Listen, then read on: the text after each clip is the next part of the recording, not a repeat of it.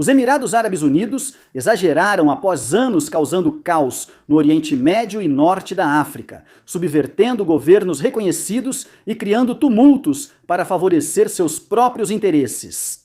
O início de 2026 para Abu Dhabi tem sido nada menos que catastrófico, seja no Sudão, na Somália, no Iêmen ou na Líbia.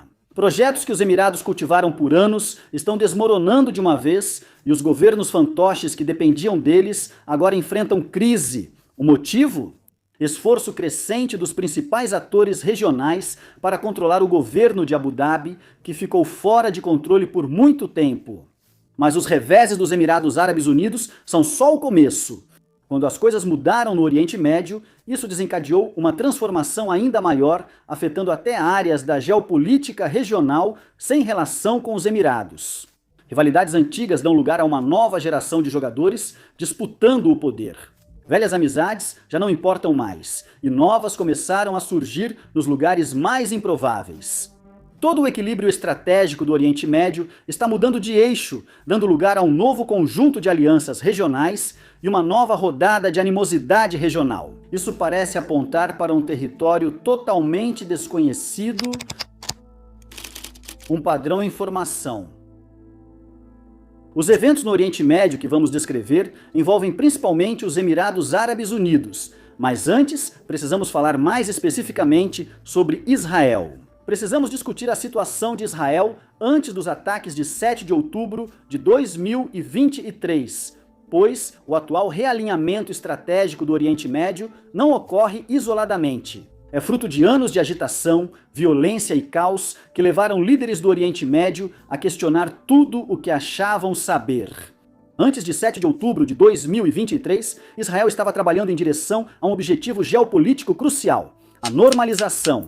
A partir de 2020, Israel normalizou relações com várias nações importantes do mundo árabe, depois que essas mesmas nações passaram décadas evitando Israel diplomaticamente. Por vários motivos, principalmente ligados à Palestina. Em 2020, Israel normalizou relações com Emirados, Bahrein e Marrocos. Em 2021, concordou em normalizar relações com o Sudão até o verão de 2023. Parecia que Israel estava prestes a conquistar o maior prêmio de todos, a Arábia Saudita. A normalização entre Jerusalém e Riad teria causado uma mudança sísmica na geopolítica do Oriente Médio. Além de unir as duas maiores economias da região para a colaboração comercial, a confiança da Arábia Saudita em Israel mudaria a perspectiva regional. Teria possibilitado um pacto de segurança entre Estados Unidos e Arábia Saudita, dado ao Ocidente um contrapeso à China e Rússia, e facilitado ampla cooperação regional em segurança, para lidar com grupos insurgentes e atores desonestos. O principal é que o acordo teria ocorrido logo após a Arábia Saudita normalizar relações com o Irã. Em outro cenário, os esforços de normalização poderiam ter criado uma cadeia diplomática e econômica contínua, unindo dois grandes inimigos do Oriente Médio em torno de interesses mútuos crescentes, tornando futuros conflitos muito menos prováveis e aumentando a possibilidade de que Israel e Irã realmente aprendam a conviver um com o outro. Agora, se tudo isso parece uma fantasia geopolítica irreal, em 2026 é por causa do que aconteceu em seguida. O Hamas lançou ataques em 7 de outubro, talvez motivado pelo desejo de impedir que Israel normalizasse relações com atores importantes do Oriente Médio. Israel retaliou com força avassaladora e contínua, causando tanta destruição, que a curto prazo, países do Oriente Médio como a Arábia Saudita não podiam sequer cogitar manter os acordos em negociação. Foi nessa época que surgiu um padrão entre Abu Dhabi e Jerusalém. Israel gera agitação regional e os Emirados aproveitam para transformar isso em vantagem própria. Antes da guerra entre Israel e Hamas, os Emirados já tinham definido sua estratégia geopolítica. No episódio de hoje, não entraremos em detalhes. Para saber mais, assista ao nosso vídeo recente. Os Emirados Árabes Unidos estão em grande apuro. E coloque-o na fila para assistir assim que terminar este episódio, é claro. Mas o resumo rápido e direto que precisamos hoje é o seguinte. Por anos antes de 7 de outubro, os Emirados fortaleciam laços com diversos atores não estatais no Oriente Médio e Norte da África, incluindo a região separatista da Somalilândia, na Somália. governos rivais do senhor da guerra Califa Haftar na Líbia, forças de apoio rápido no Sudão e o separatista Conselho de Transição do Sul no Iêmen. Os Emirados Árabes Unidos se conectaram com alguns desses grupos durante intervenções regionais. Passou a colaborar com o Conselho de Transição do Sul do Iêmen nas operações sauditas contra os Houthis. Por exemplo, em outros casos, estabeleceu conexões por razões econômicas, como em projetos de desenvolvimento na costa da Somalilândia. Mesmo assim, o objetivo dos Emirados Árabes Unidos era manter posição geoestratégica para coletar informações, posicionar tropas e vigiar regiões voláteis que precisam de paz. Para que a economia dos Emirados, centrada na exportação, possa continuar funcionando, suas táticas também foram consistentes. Atuar com atores não estatais, evitados por outros países, para obter lealdade ao menor custo. Confiando em sua posição como uma nação rica em petróleo e de modo geral próspera para protegê-la de represálias diplomáticas, uma vez que a guerra entre Israel e Hamas começou, os Emirados passaram a tomar medidas mais ousadas para avançar seus objetivos no exterior. A guerra civil no Sudão começou meses antes. Com o Oriente Médio distraído, os Emirados reforçaram o apoio às RSF e asseguraram o controle do comércio de ouro sudanês. Na Somalilândia, em Puntland e depois no sul da Líbia, os Emirados passaram a focar em aeródromos que facilitariam o envio de armas e suprimentos ao Sudão. Ao fazer isso, os Emirados passaram a se envolver cada vez mais no que poderíamos descrever como geopolítica de zona cinzenta, atos que não necessariamente trariam a ira da comunidade internacional. Mas isso certamente causará frustração, canalizando centenas de milhares de mercenários colombianos para o conflito enquanto faz vista grossa. Quando as RSF cometeram massacres e genocídio no Iêmen, os Emirados Árabes Unidos se distanciaram da Arábia Saudita e passaram a agir pelo Conselho de Transição do Sul. Silenciosamente, assumiram o controle de Aden e, com a aprovação do STC, começaram a montar bases e postos de inteligência nas ilhas próximas. Nesse processo, os Emirados se aproximaram mais de Israel do que antes. Após os Houthis, apoiados pelo Irã, atacarem Israel com armas de longo alcance e iniciarem ataques a navios comerciais no Mar Vermelho. Apesar de normalizarem relações há poucos anos, Israel e Emirados já mantinham forte cooperação em inteligência, utilizando ativos e dados em comum, organizando esforços em um programa chamado Bola de Cristal. Ambas as nações passaram a investir nas indústrias de defesa uma da outra, incluindo tecnologias como embarcações navais, não tripuladas e sensores avançados. Com o aprofundamento do relacionamento, os laços dos Emirados com outros países árabes começaram a se deteriorar. Com o tempo, as nações desconfiaram das intenções dos Emirados e se cansaram de sua disposição em contornar regras. Isso agradou, mas o problema não era fácil de resolver. Os Emirados frequentemente interferiram nos assuntos regionais, mas nunca ultrapassaram limites que provocassem uma grande reação regional. E, fosse a nação afetada a Arábia Saudita, o Catar, a Turquia, o Egito ou qualquer outra, essas nações simplesmente tinham prioridades maiores para lidar. O mundo ocidental ainda via o Irã como o grande vilão da região, e os Emirados pareciam dispostos a continuar investindo em outras nações árabes. E no fim das contas, eles conseguiram se transformar naquele tipo de incômodo que todos conseguem tolerar, mesmo rangendo os dentes. Agora, vamos discutir como as coisas começaram a dar errado para os Emirados no Oriente Médio. Mas antes, queremos falar sobre nosso site premium, o Front Esco. No War Fronts e no nosso canal irmão, recentemente renomeado para Home Fronts, publicamos um total de 8 episódios gratuitos toda semana.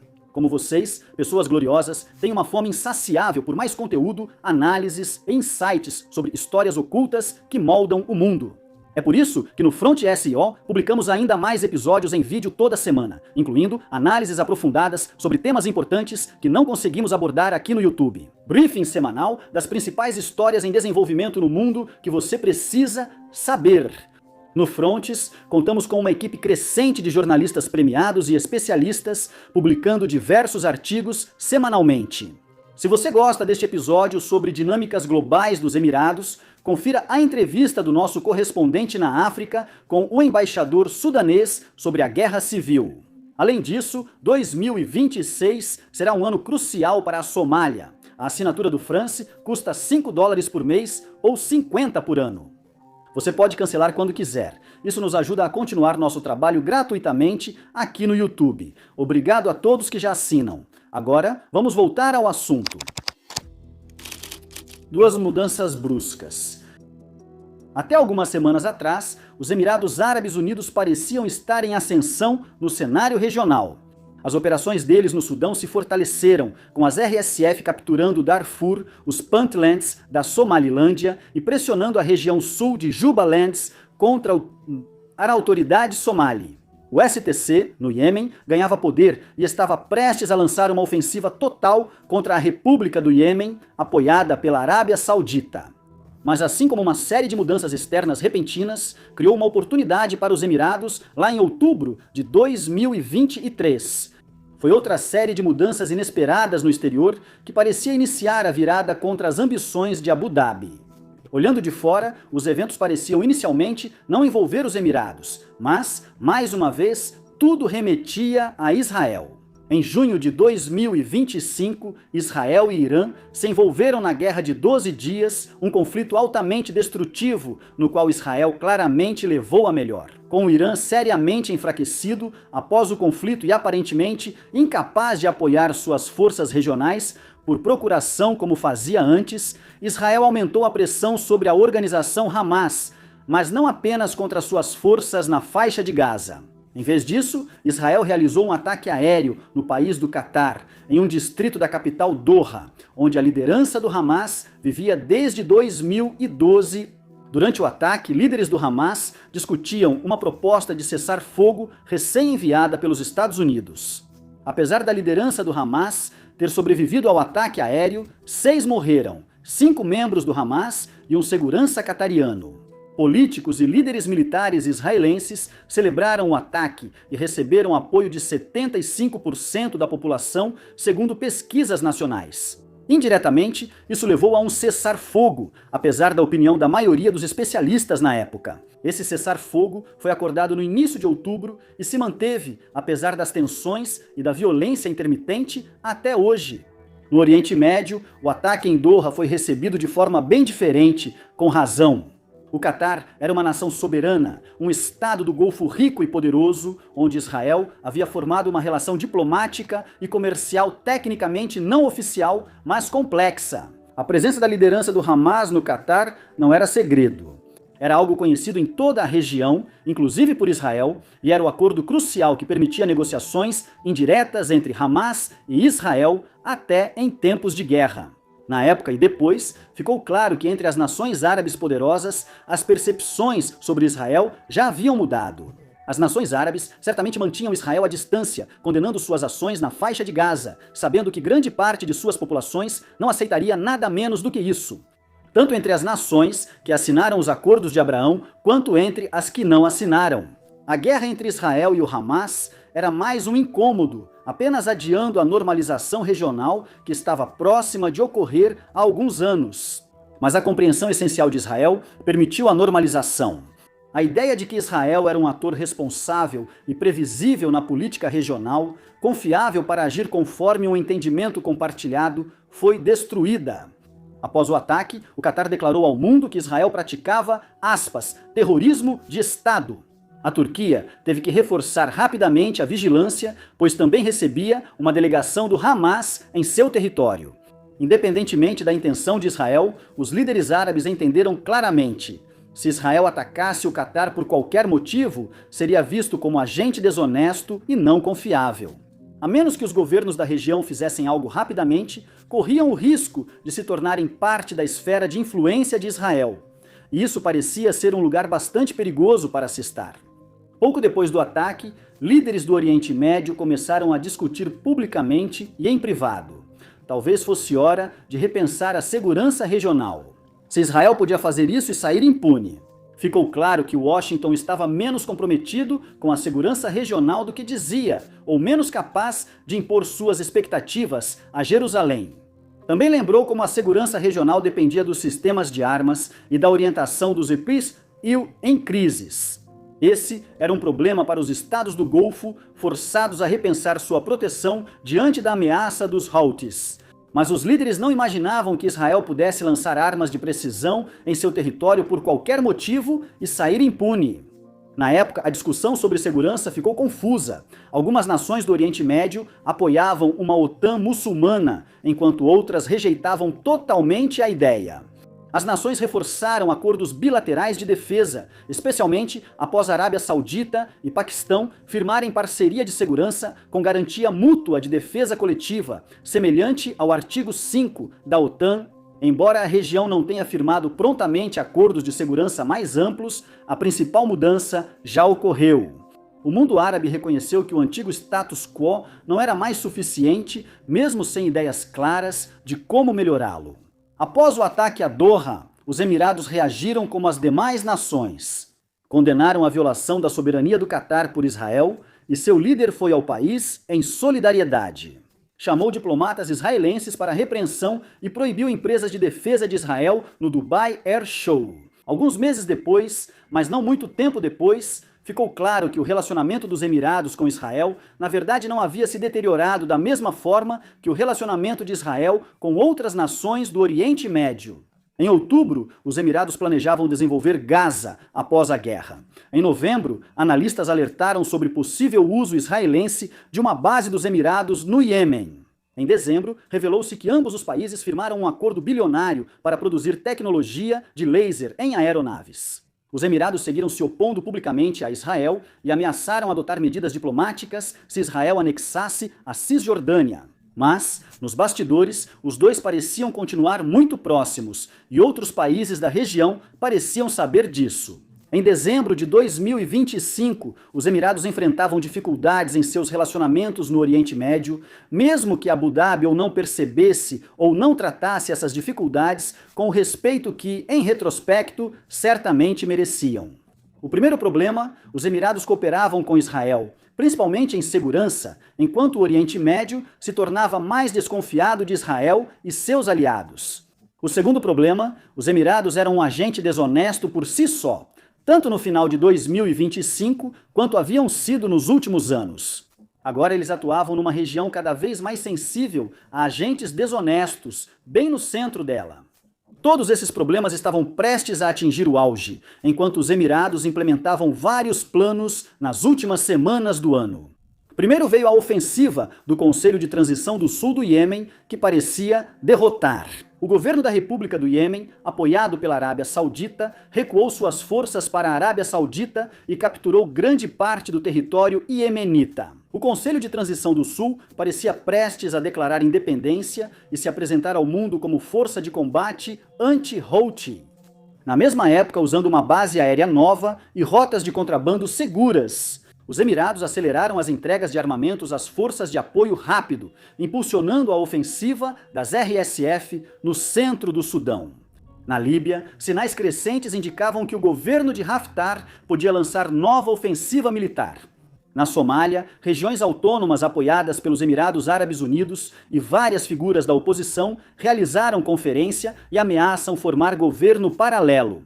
E, finalmente, veio o maior choque de todos e aquele que mais diretamente ligou os Emirados e suas ambições internacionais a Israel.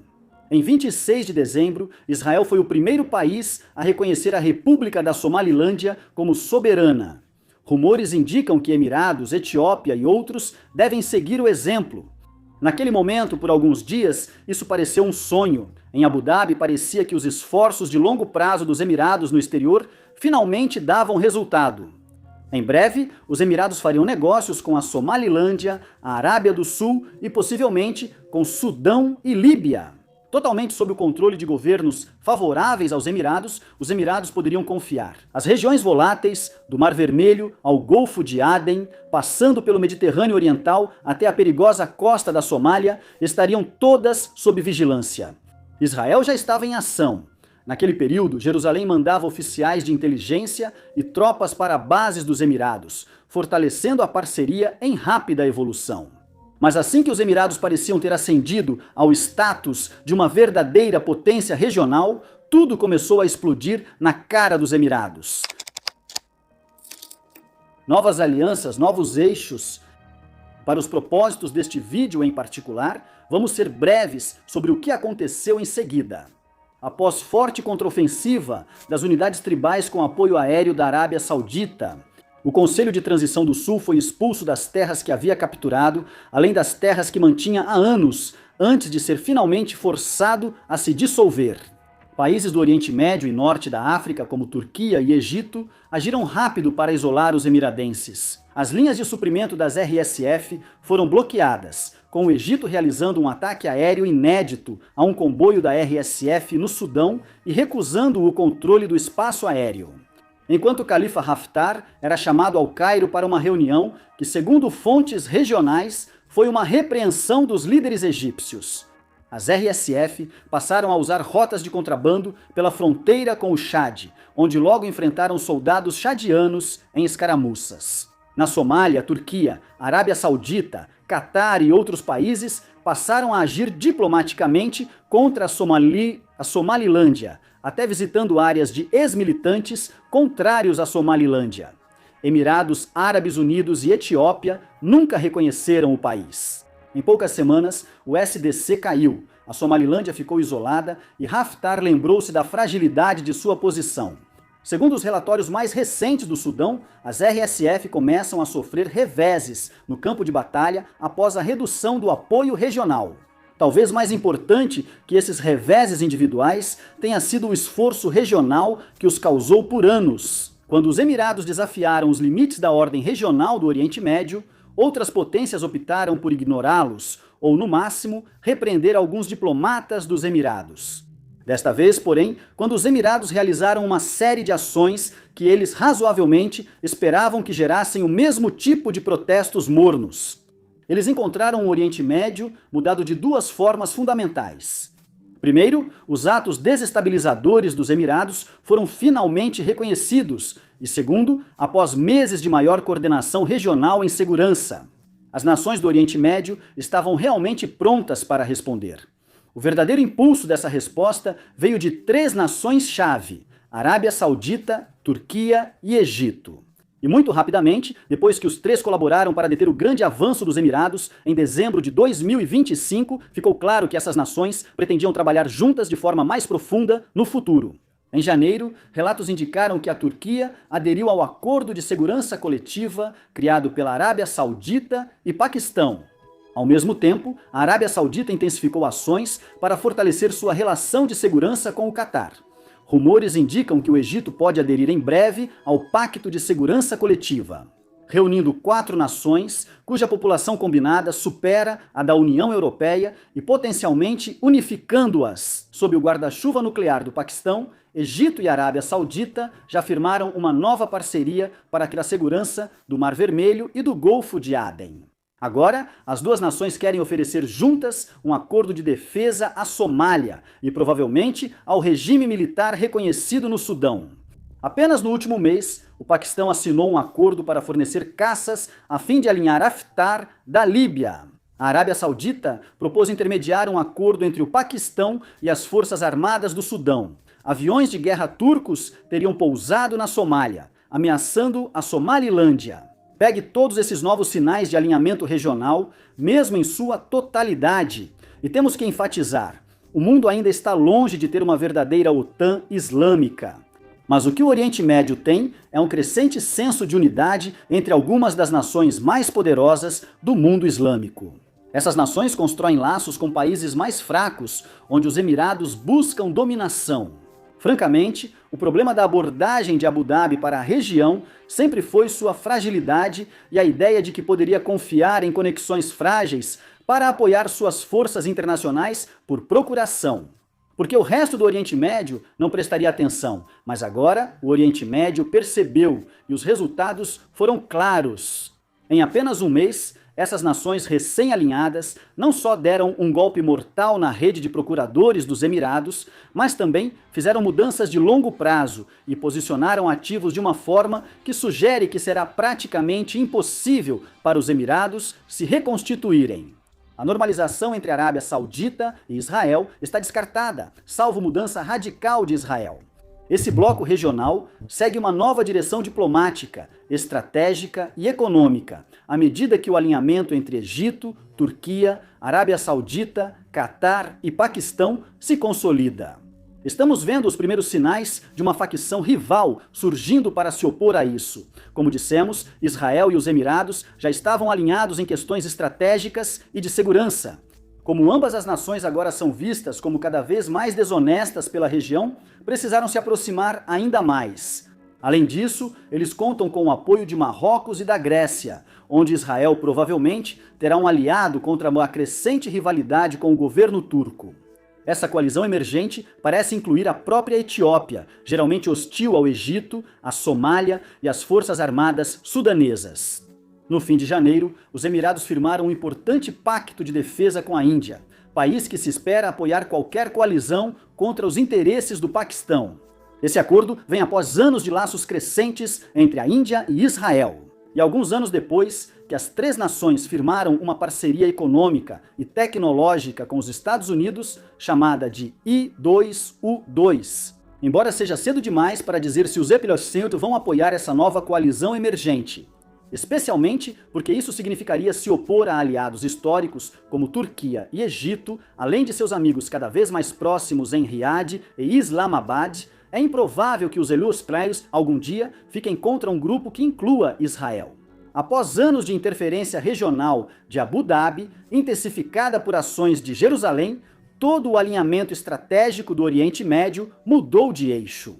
Turquia, Arábia Saudita, Catar e Egito estão de um lado, Israel, os Emirados, Etiópia e Marrocos do outro, e cada lado encontrou um parceiro armado nuclearmente para ficar ao seu lado. Todos os sinais indicam uma ação militar iminente no Irã, mostrando que a rivalidade entre Israel e Irã já não domina mais os assuntos do Oriente Médio. A região encontrou seu caminho para uma nova realidade, e não há como saber para onde o mundo irá a partir daqui. Obrigado por assistir.